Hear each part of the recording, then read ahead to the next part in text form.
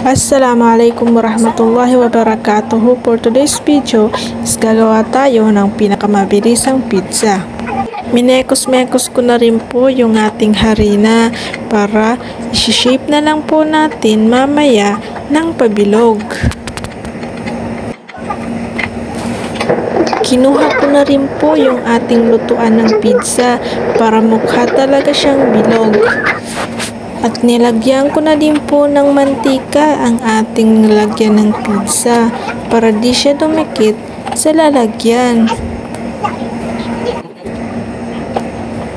Pagkatapos po, ilalagay na natin ang ating naka-freezer na sauce.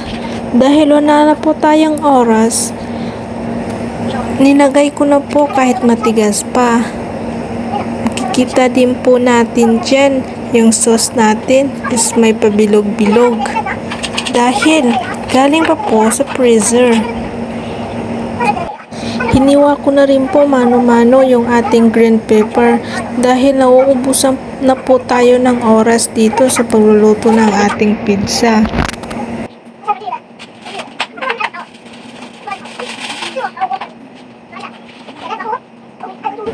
Pagkatapos po, naghiwa na rin po ako ng zeytun. Di ko alam kung ang English ba nito ay olive.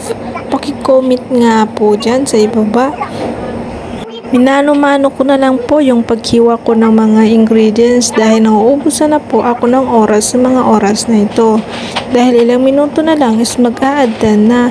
Sinunod ko na rin po dito yung ating cheese. At perfect na po to, ilalagay na po natin sa furon. Sa sobrang bilis po ng pangyayari is natapos na din po natin ang ating pizza. Ready to eat na po. Thank you for watching.